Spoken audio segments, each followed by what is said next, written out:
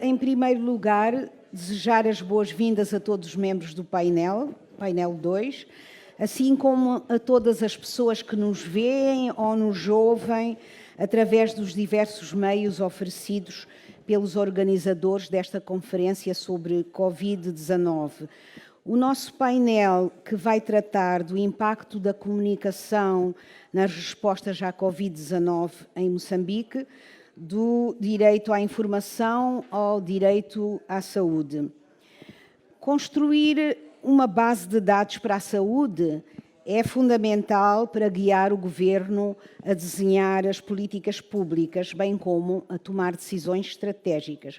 No entanto, não é menos importante manter e reforçar a inter-relação entre o direito à saúde e à informação, que se torna extremamente importante no contexto de uma epidemia, quando a divulgação de informações passa a permitir que as pessoas possam agir mediante ameaças à saúde e seus impactos, quer nas áreas sociais, quer nas áreas económicas. As contribuições deste painel permitir-nos-ão, assim, fazer uma reflexão sobre o impacto que a comunicação tem nas respostas ao Covid. E, tal como no painel anterior, este tem um orador principal e três painelistas de diferentes áreas de formação e de trabalho que vão enriquecer o nosso debate com os resultados do seu trabalho de pesquisa. O orador principal deste painel é Rufino Carlos Gojamo, à minha esquerda, que é doutorado em História pela Universidade de Lisboa, mestre em Estudos de Governação e Conflitos pela African University do Zimbábue e licenciado em Relações Internacionais e Diplomacia pelo então Instituto Superior de Relações Internacionais. Atualmente é diretor de Formação e Comunicação em Saúde no Instituto Nacional de Saúde e também docente na Universidade Joaquim Chissano. Ele tem uma longa experiência na área de comunicação, tendo ocupado vários cargos nesta área, nomeadamente no então Ministério do Ensino Superior, Ciência e Tecnologia e na Rádio Capital. À minha esquerda tenho Micaela Rodrigues, que é diretora de marketing do PCI Moçambique, é responsável por projetos e atividades na área de marketing social e comunicação para a mudança e comportamento e trabalha no PSI Moçambique há 5 anos. À minha direita tenho a Anabela Massing, que é jornalista do jornal diário Notícias e trabalha com questões de bem-estar, saúde, tendo sido premiada pelos trabalhos que realiza na área da saúde. Tem vários artigos de divulgação sobre esta área no jornal Notícias. Finalmente, à minha direita temos Jaime Fernandes, que tem formação em Sociologia, em Ciência Política e Estatística multivariada. Atualmente é diretor-geral da Ipsos Moçambique, onde já trabalha há vários anos e faz pesquisa. Eu gostava de convidar o primeiro orador. A sua apresentação resume os trabalhos de pesquisa do MOSPulse Wave One, trabalho que foi realizado entre 1 de maio e 3 de junho e decorrente de uma parceria entre o Instituto Nacional de Saúde, o Banco Mundial e o Unicef. Por favor, Dr. Rufino Gojamo, tem a palavra. Teresa, distintos membros do painel, caros ouvintes, caros telespectadores, minhas senhoras e meus senhores, passo a apresentar o trabalho, os resultados da pesquisa MOSPulse. Trata-se, na verdade, de um trabalho que resulta de uma parceria estreita entre o Instituto Nacional de Saúde, o Banco Mundial e o Unicef, e gostaria de iniciar esta intervenção sublinhando que o plano de resposta à Covid-19 em Moçambique tem a informação e a comunicação como pilares importantes e, nessa medida, todo o conjunto de ações de comunicação que têm estado a ser desenvolvidas por vários atores visam fundamentalmente assegurar o maior acesso à informação sobre a doença, assegurar que as pessoas têm maior conhecimento sobre a doença, sobre os sintomas, sobre as medidas de prevenção e sobre as ações que devem ser empreendidas em caso de registro de sintomas e o conhecimento sobre todas as recomendações que têm estado a ser emanadas pelas autoridades sanitárias visando a contenção da propagação da doença. Ora, o que nós fizemos neste trabalho foi fundamentalmente procurar avaliar ou ver até que ponto as pessoas têm o conhecimento sobre a doença, sobre os sintomas, sobre as medidas de prevenção, em resultado, portanto, da informação que tem estado a ser disponibilizada através de diferentes meios, canais e plataformas. O segundo slide, por favor. A apresentação vai lançar um olhar rápido sobre alguns aspectos metodológicos, de forma telegráfica, os conhecimentos sobre a Covid, a conscientização das recomendações, o cumprimento das regras, a percepção de risco, o isolamento social e, por fim, vamos lançar um olhar para aquilo que são as implicações para as estratégias de comunicação. O próximo slide, por favor. Nós usamos uma metodologia de pesquisa móvel de alta frequência, na medida em que esta vai ajudar-nos a fornecer um retrato rápido sobre o quadro situacional em evolução. Nós fizemos este trabalho, a pesquisa, no intervalo entre 22 de maio e 3 de junho corrente. Pretendemos, através desta metodologia, conseguir fazer o rastreio rápido periódico das mudanças que podem ocorrer através de várias ondas e este trabalho que vamos aqui partilhar é referente, portanto, à primeira onda. Está prevista uma segunda onda de pesquisa em final de julho e uma terceira em setembro. Achamos que esta metodologia ajuda a informar e a auxiliar de forma contínua as decisões que nós vamos tomando, as decisões que são tomadas e os ajustes necessários aos diferentes programas. O próximo slide, por favor. Realizamos entrevistas através de chamadas telefónicas em todo o país, em todas as províncias. Foram realizadas cerca de 3.000 entrevistas. Recorremos a 4 línguas, nomeadamente português, Xangana, Makua e Sena. Procuramos, deste modo, assegurar uma maior inclusão das pessoas nesta pesquisa. O próximo slide. O que nós constatamos relativamente aos conhecimentos que as pessoas têm sobre a Covid-19, o próximo, é que cerca de 64% das pessoas conhecem ou sabem algo sobre os sintomas. Constatamos que cerca de 52% das pessoas sabem o que fazer em caso do registro de sintomatologia e, entretanto, temos uma redução significativa para cerca de 39-40% das pessoas que têm conhecimento sobre os sintomas e, simultaneamente, conhecimento sobre o que fazer em caso de registro de sintomas. O próximo slide.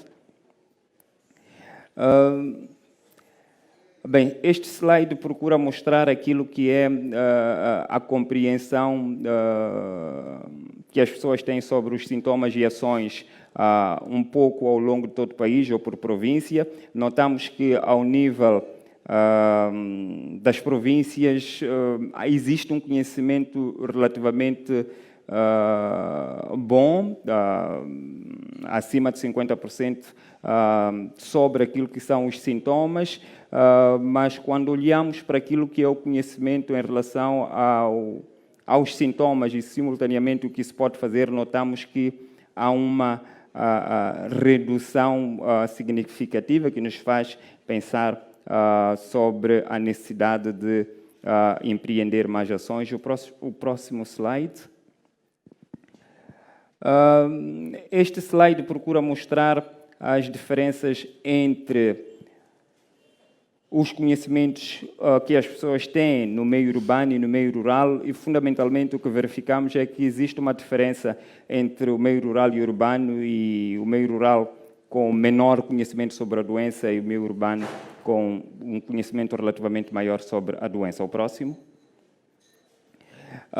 Este trabalho permitiu-nos constatar que indivíduos mais privilegiados têm maior conhecimento sobre os sintomas, os residentes urbanos têm mais conhecimento sobre os sintomas, os residentes de Grande Maputo também têm um conhecimento maior sobre os sintomas da doença, e notamos aqui que os jovens entre 25 e 34 anos de idade são os que têm maior conhecimento sobre os sintomas da doença, e um dado relativamente preocupante é que existe menor conhecimento entre as pessoas acima de 55 anos. O próximo slide. Este slide procura apresentar aquilo que é a conscientização das recomendações que têm estado a ser emanadas, e aqui constatamos que existe um conhecimento relativamente maior sobre as recomendações que têm estado a ser emanadas. Podemos passar para o próximo slide, por favor. Constatamos que, e aqui há alguma coerência, que os jovens adultos entre 25 e 34 anos têm maior conhecimento sobre as recomendações, os residentes urbanos igualmente, e aqui voltamos também a notar que as pessoas com mais de 55 anos têm menor conhecimento sobre as recomendações que têm estado a ser emanadas. Próximo slide, por favor. Este slide procura trazer aquilo que é o cumprimento das regras que têm estado a ser estabelecidas, nomeadamente a lavagem das mãos com água e sabão, o distanciamento social, e notamos que temos cerca de 60% de pessoas que cumprem as regras,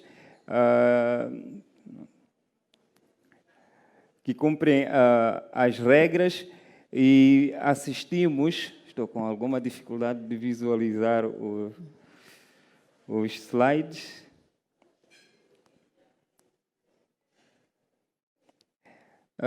Vemos que temos cerca de 60% de pessoas que cumprem todas as regras, e vemos que temos cerca de 75% de pessoas que mantêm o distanciamento social, e perto de 80% das pessoas que lavam as mãos com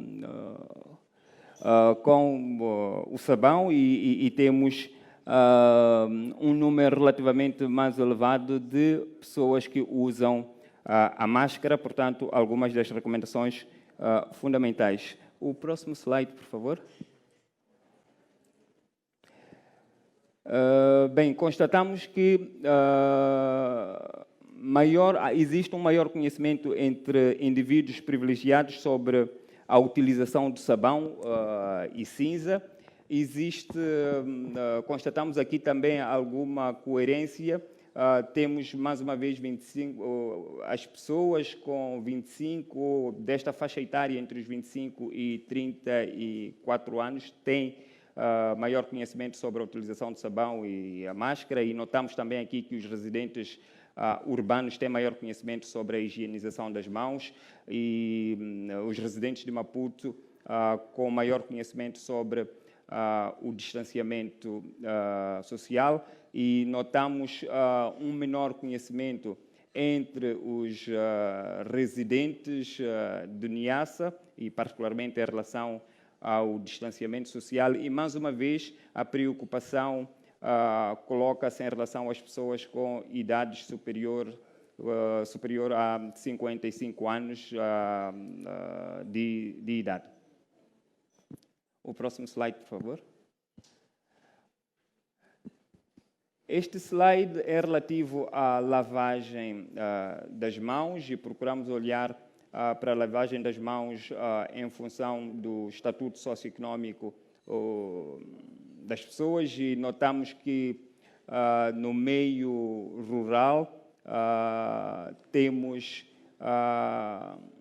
um meio rural rico com mais ou menos 90% de pessoas que observam a lavagem das mãos e constatamos que existe uma maior percentagem de pessoas a observar a lavagem das mãos no meio urbano. O próximo slide, por favor. E aqui nós constatamos que existe...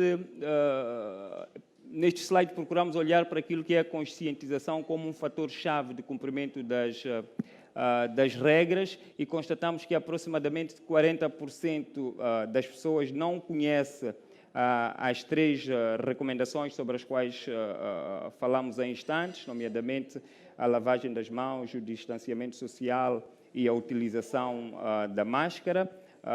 E isto também deve, de algum modo, preocupar-nos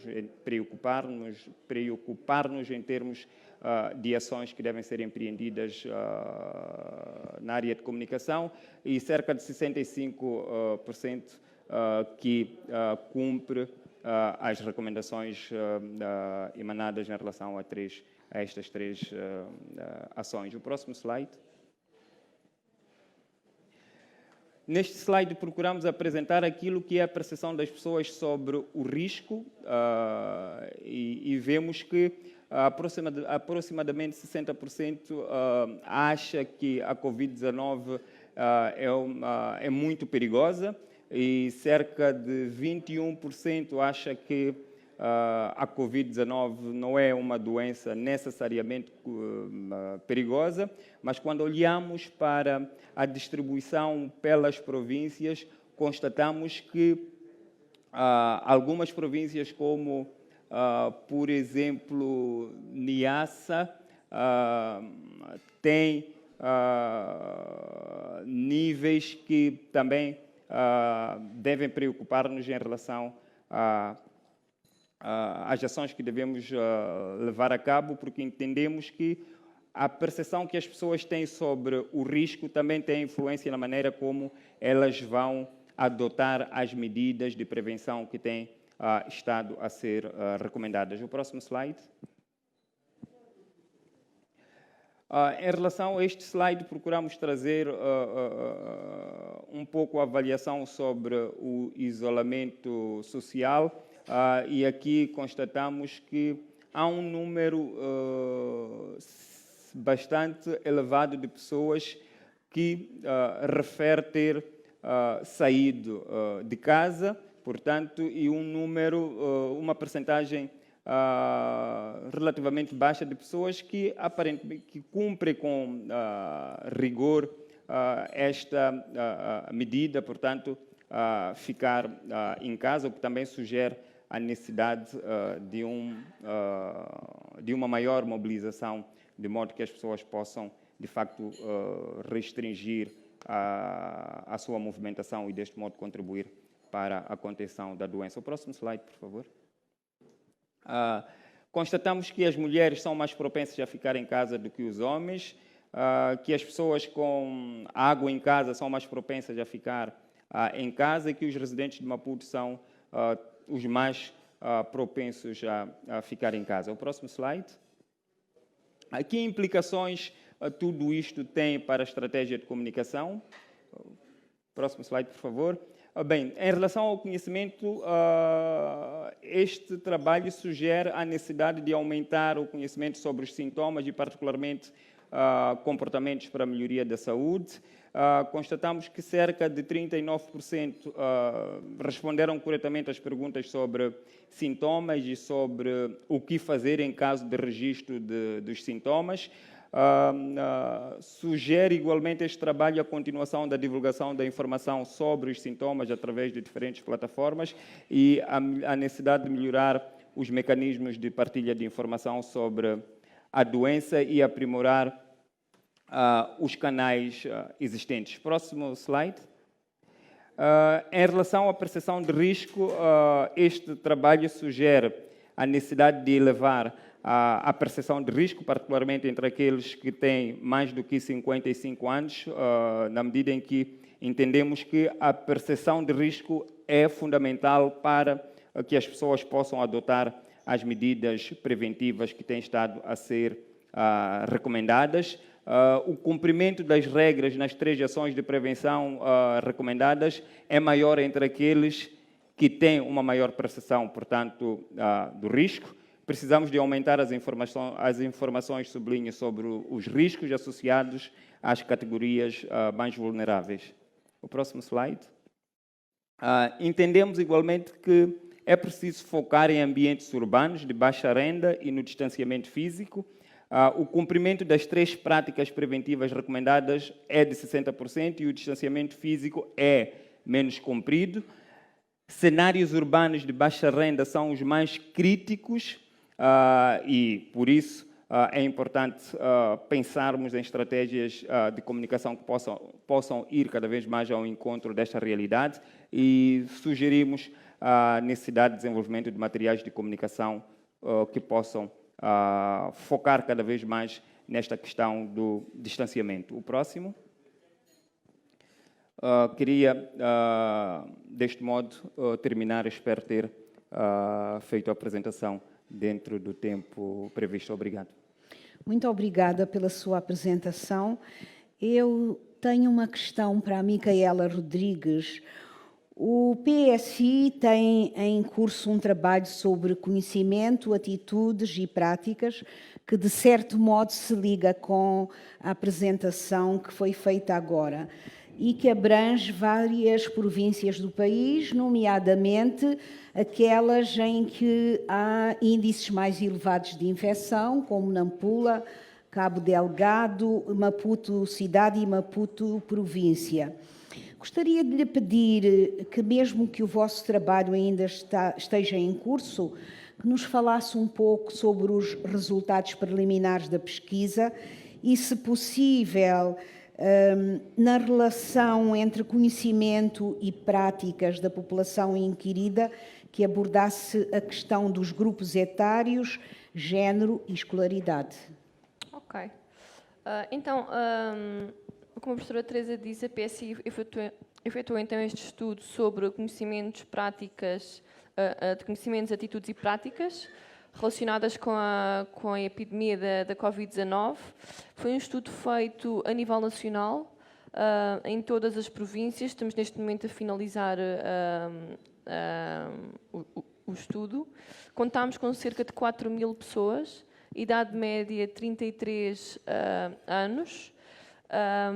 E, portanto, com este tipo de estudos permite que são uma oportunidade para nós aprendermos se as medidas estão a ser corretamente implementadas e percebemos barreiras que possam existir à implementação destas medidas.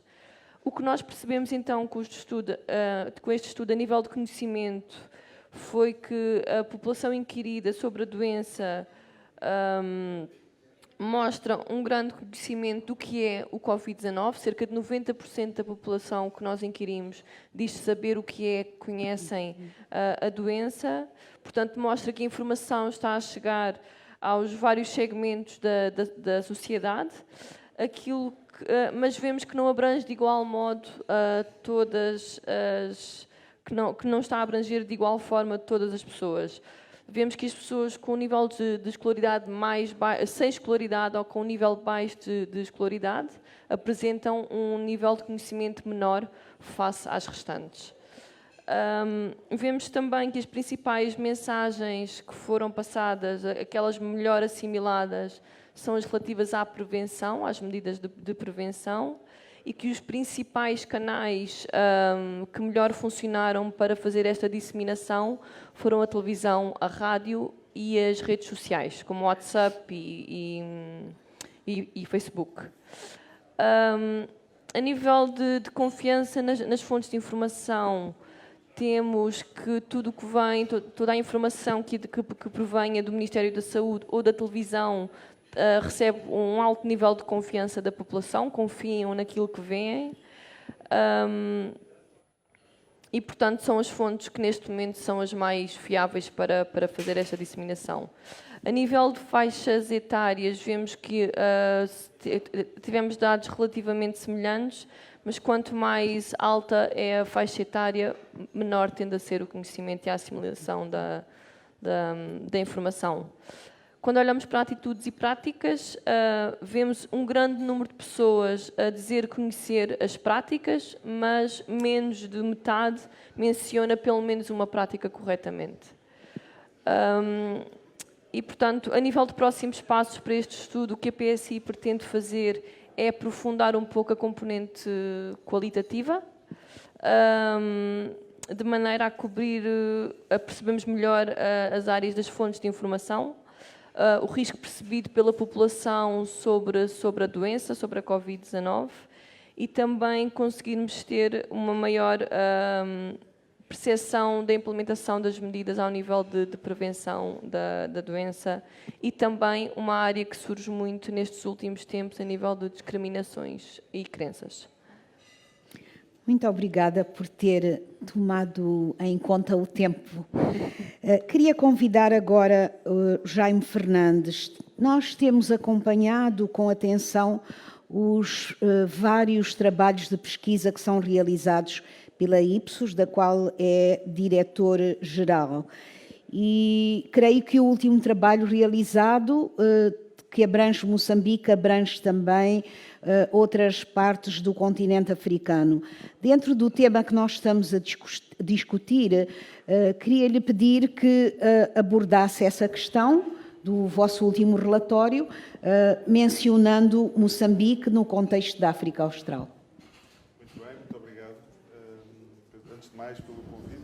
Bom dia a todos. Portanto, esse último estudo realizado foi, como disse, realizado em vários países africanos e não só.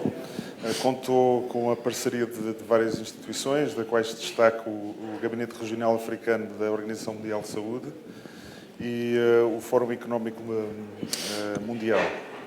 Teve como principal objetivo, no fundo, fornecer evidências que apoiem as medidas sociais de saúde pública, com o objetivo de reduzir ou no fundo, retardar o efeito da Covid-19 em Moçambique, principalmente tendo em conta aquilo que tem sido maioritariamente discutido ultimamente, que é, no fundo, os efeitos das medidas governamentais que têm que ser implementadas, que terão um efeito socioeconómico exacerbado, nomeadamente os encerramentos dos mercados formais, a questão da circulação, ou mesmo a rotatividade dos locais de trabalho, que podem afetar economicamente a população, mas ao mesmo tempo, não se fazendo, podem também ter um impacto na saúde pública. O objetivo do estudo basicamente passou, os últimos tempos feito, a perceber qual é que é o nível de apoio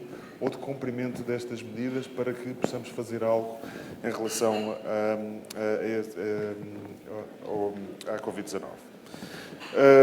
Este último estudo foi realizado apenas na cidade de Maputo e contou com 1.057 entrevistas, portanto, com uma margem de erro de 3,1%, um nível de confiança de 95%. O anterior foi feito a nível nacional. Mas, de qualquer forma, os resultados podem ter em conta que Maputo, a cidade de Maputo é mais sofisticada, tem níveis de educacionais mais elevados, podem ser considerados mais otimistas, e isso é, no fundo, até bastante esclarecido nos estudos anteriores que foram mencionados, dado que vemos que existe uma atitude mais conhecedora, mais adotiva das práticas neste universo da cidade de Maputo. Portanto, os principais resultados, é interessante verificar que praticamente toda a gente, 99% da população, já conhece o Covid-19. No entanto, ainda subsiste uma percentagem significativa que afirma não dispor das informações suficientes. Portanto, ainda existe algum trabalho a fazer nesta área. As informações mais solicitadas têm a ver com a cura. Portanto, é necessário que incidamos a nossa atenção explicando que não há cura ainda. Portanto, ainda vai demorar algum tempo até que a vacina seja, ou outro tratamento seja desenvolvido. E depois existem minoritariamente outras informações importantes, como as causas da doença ou como proteger a família. Como já foi referido, os sintomas da doença são bastante conhecidos, ou seja, cerca de 3/4 já sabe que a febre, a tosse seca e as dificuldades respiratórias são os principais sintomas da Covid-19. No entanto, penso que seja necessário focar-nos bastante nas medidas de prevenção que ainda não foram totalmente assimiladas, tendo em conta que, ou apesar de termos em consideração que muita gente já adota algumas delas, como a máscara ou a lavagem de mãos, que 44% afirma o fazer mais de 10 vezes diariamente. Mas, de qualquer forma, existem algumas percepções erróneas ou erradas relativamente às medidas de prevenção ou de cura. Por exemplo, 77% afirma que se pode prevenir a Covid-19 consumindo limão ou vitamina C. 72% afirma que o clima quente impede a propagação do vírus. E depois, a um nível inferior, 20% afirmam que os africanos não podem apanhar o Covid-19 e 17% que ingerindo alho que se evita a prevenção. Eu não sou especialista, nesta área, mas pelas informações veiculadas penso que estas não sejam medidas adotivas que possam prevenir a Covid-19. Depois, em relação ao risco, de facto, já existe uma percepção muito maior, portanto, o conhecimento das notícias que têm sido veiculadas, até de uma forma bastante exacerbada, não é? Tem havido uma infobesidade, é um termo recente, em relação ao Covid-19, apesar das questões, das lacunas em relação à cura, etc., que mencionei, mas já existe uma crença que pode se tornar um problema grave para Moçambique. 71% afirma que poderá mesmo ser um problema dessa ordem de grandeza e 63% afirma que existe um risco pessoal bastante elevado de contágio e que afetaria gravemente a sua saúde, 86%. Portanto, já existe uma noção do perigo. Não existe, é uma espécie de percepção correta sobre aquilo que se pode fazer para prevenir. Temos que insistir maioritariamente nessa área. A percepção do risco está associada basicamente ao perigo da doença. Portanto, as notícias devem ter veiculado muito a questão da mortalidade. Portanto, pode matar ou ficar-se doente 64%, assim como parecer grave ou exigir hospitalização a um nível menor, 18%. As notícias a nível internacional também afetaram bastante a percepção existente sobre a Covid-19. Portanto, 22% acredita ou diz que causou muitos problemas noutros países. No entanto, ainda existe algum otimismo, portanto, que é característico da população. Somos muito otimistas e acreditamos que obteremos a ajuda necessária de forma imediata, caso seja necessária. O que pode não ser verdade, tendo em conta a capacidade hospitalar que temos neste momento. Depois, continua a existir também um otimismo, peço desculpa, um apoio às medidas governamentais em relação ao distanciamento social e em relação ao encerramento de alguns estabelecimentos, como os restaurantes, como a suspensão de jogos desportivos, concertos de música, ou mesmo as escolas, tudo acima dos 90% em termos de aceitação. A aceitação das medidas não é tão elevada ao nível dos eventos religiosos, 74%, e depois naquilo que afeta a vida das pessoas, principalmente ao nível económico. Ou seja, apenas 65% apoia o encerramento dos mercados informais, 61% dos locais de trabalho e transporte a vários níveis, entre cidades, dentro das cidades ou entre outras províncias, anda na ordem dos 61% e os 66%. Depois, isto, portanto, está relacionado, como disse, aos fatores económicos, porque, de facto, se formos ver quais são esses mesmos efeitos, 41%, por exemplo, afirma que demoraria 7 dias para ficar sem comida caso ficasse confinado em casa. Enquanto que 57% afirma que demoraria 7 dias, igualmente, para ficar sem dinheiro caso se ficasse confinado em casa. Portanto, no fundo, até tendo em consideração aquilo que foi dito até no primeiro painel e aquilo que tem sido dito pelos colegas, penso que as medidas que têm que ser adotadas têm que ter com essa consciencialização de que podem afetar economicamente de forma muito grave a sociedade no geral. Portanto, temos que balancear entre aquilo que é o risco de saúde e os efeitos económicos. Muito obrigado. Muito obrigada. Anabela Massing, gostaria de saber como é que os jornalistas se reinventaram face ao Covid-19 para poder cumprir o vosso papel de informar, de modo a poderem ajudar o cidadão a agir perante a ameaça de uma epidemia. Muito obrigada, professora. Eu primeiro gostaria de dizer que quando foi decretado o estado de emergência, muitas instituições ficaram literalmente paradas. Algumas funcionaram meio gás, outras ainda ficaram totalmente encerradas. Isso teve implicações imediatas naquilo que foi o nosso trabalho diário, porque, de certo modo, as nossas fontes de informação são aquelas que pararam de trabalhar, são aquelas que pararam de nos dar informação, e o que é que nos restava? Era somente a Covid. E como fazer um jornal só falando de Covid do princípio até ao fim? Era praticamente complicado, podia ser impossível, mas muito rapidamente todos nós nos reinventamos, cada um à sua maneira, na sua secção, de acordo com as especificidades da secção onde está a trabalhar, e fomos buscando aspectos que estão em torno da doença, mas que não sejam necessariamente lamentações sobre prejuízos que a doença está a causar nas instituições, nos vários setores da atividade, na economia, no ensino, mas sim buscar elementos positivos capazes de ajudar a sociedade a enfrentar este problema com algum positivismo ou com naturalidade e também passar a assumir ou adotar aquilo que se advoga hoje em dia na saúde, que é o nosso novo normal. E de que forma é que nós fizemos isso? É promovendo, por exemplo, a inovação. Temos estado a notar que em Moçambique, em muito pouco tempo, foram surgindo muitos inovadores, alguns a viverem em regiões recônditas, em regiões sem acesso a meios materiais para poderem fazer, por exemplo, funcionar uma máquina de higienização das mãos, daquelas modernas, mas com base nos recursos localmente disponíveis, as pessoas foram fazendo esses meios de lavagem das mãos que estão a encontrar réplicas ou eco em muitas comunidades rurais de Moçambique, que nós achamos que é salutar e privilegiamos esse tipo de assuntos. Outro nosso foco é promover o uso dos meios, das tecnologias de informação e comunicação.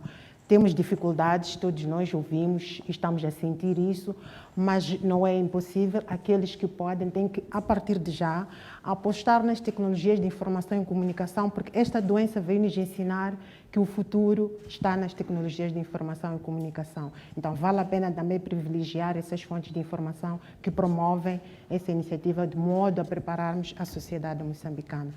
Para além das tecnologias, temos também privilegiado ações ligadas a empreendedorismo.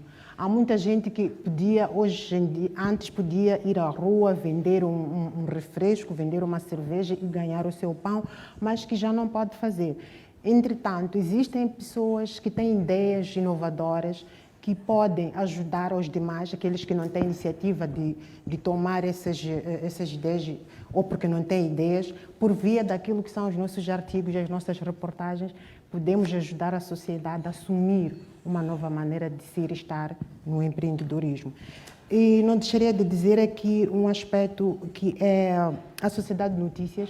A Sociedade de Notícias é uma empresa de comunicação social, é proprietária de 3 jornais, o Jornal Notícias, que é um diário, tem 2 semanários, o Domingo e o Desafio, e tem espaços, diariamente tem espaços dedicados à divulgação de assuntos relacionados com a doença, a prevenção, ensina como relacionarmos com as pessoas que estejam infectadas ou aquelas que estão afetadas pela doença. E também diria que há um segmento muito importante da sociedade, que é das mulheres.